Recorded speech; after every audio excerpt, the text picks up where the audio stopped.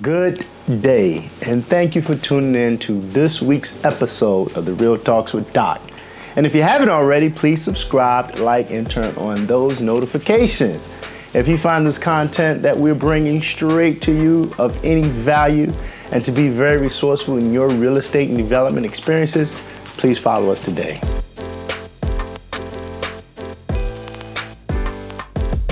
As a real estate developer and construction company owner, how do you prepare your crew for the projects that's coming in the winters?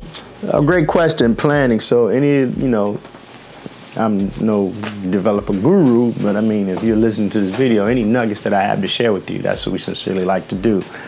The one thing we want to do is be very mindful of our construction workers. So if we know we're going into the winter months, in the fall, we're pushing really hard to get all of our buildings enclosed, windows, exterior doors in at minimum.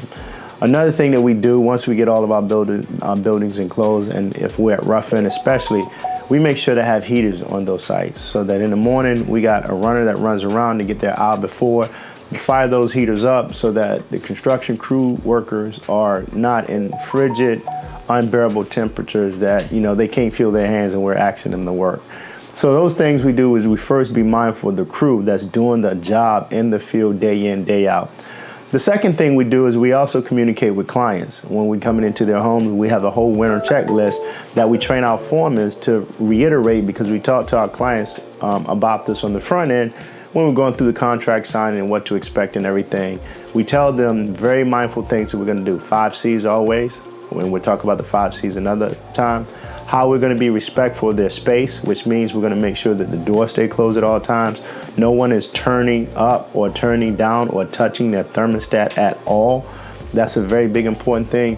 And making sure that, in the event that we're in a big space and we have to sand and we're trying to get some fresh air through, that the guys are going through and they are closing out. That's one of the C's.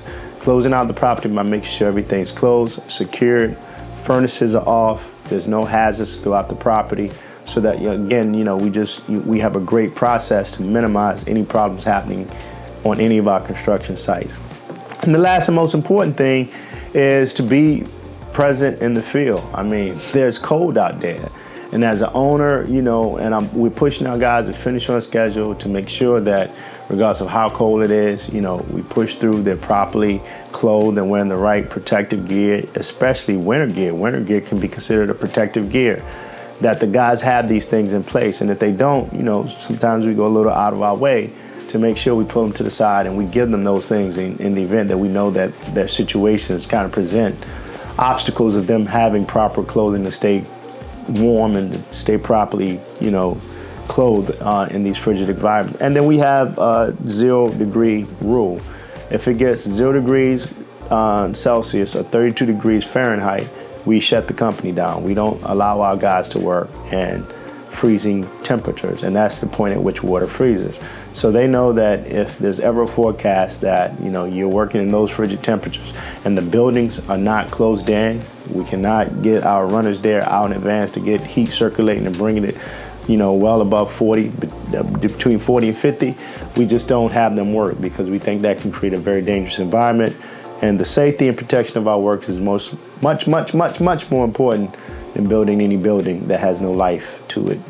So hopefully those things are, very helpful. They resonate with you all out there because we self-perform over 80% of our work. So our guys are on payroll. We have over 40 construction workers that are on payroll at any given time. And we're very mindful of making sure that they feel valued. They know that they matter in the company because they're the heartbeat of the company to go out and put out a quality product for any client, for any property that we add to our investment portfolio. They're a key part of that being very successful or not. So we have to make sure that they know that we value, we respect, and we appreciate them. Okay, awesome. So if there's anyone out there who wants to be a part of TeaBow, how can they be a part of the team? Well, go to our website, www.TeaBow Residential. TeaBow is spelled like a tea bag, TeaBow Residential.com, and click on join our team link. Kay does a wonderful job with keeping our website looking like $100 million producing revenue company website. So it's very user-friendly. You can easily navigate. You fill out the information. It'll come to our back office, and we'll be reaching out to you directly, or go to our social media. TeaBow Residential, or the Doc of Real Estate, or Dr. Walter Bowman, and just instant message us. When you instant message us, I literally, if it's coming to me, respond back in real time. And we have a site superintendent or foreman, or even our director of construction operations, reach back out to you ASAP. We pay very well. We are looking for foremen. We are looking for tile guys. We are looking for trim, specialty carpentry guys. Those are positions we have immediate openings for. So please reach out to us today and join a great team. All right, words of wisdom. These words of wisdom going into the holiday. I went, or I should say my family and I went to church on Sunday, and we found this great church of fellowship, and the topic was, how do you have healthy conflict that must be resolved? And conflict is not a bad thing, right? But what the message was is that when you don't address conflict, conflict can turn into drama. And no one wants drama in their life. And the one thing that they talked about in healthy conflict is making sure that when you come into a situation, you first come to seek to be understood and not heard, and you come to listen more than you're coming to demand through, your dialogue, and to make sure that that conflict can only be truly addressed when you properly identify the real problem. And so many times we address things all around the problems, extremities of the problem, but we don't get to the true core problem so that we can rip it out at its core, remove that conflict so that we can have healthy relationships.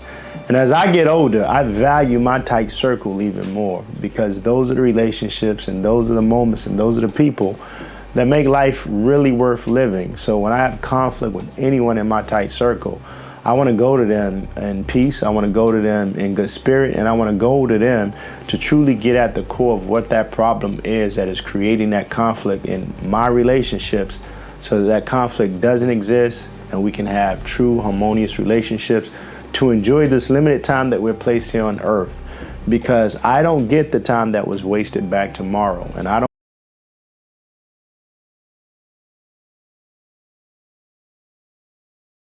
to reflect on how do I make the most out of the time that I'm going to be given in the future that I spend with the people that mean the most to me.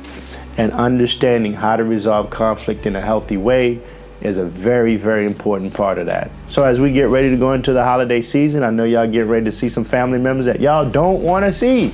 I get it. There's conflict there. That's still your family. And most importantly, if you go into it with the right heart and truly looking to get to the core of that problem. And I know you're saying, man, Doc, you talking about, man, my family crazy. Like, you can't talk to them. You can't ration with them. Don't worry about any of that. Just do your part.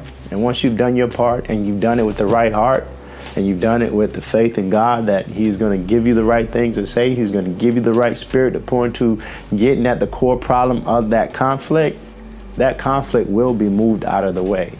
And you know, most people say, turn it over to the Lord and He'll work it out. No, you got your part to do that in that as well.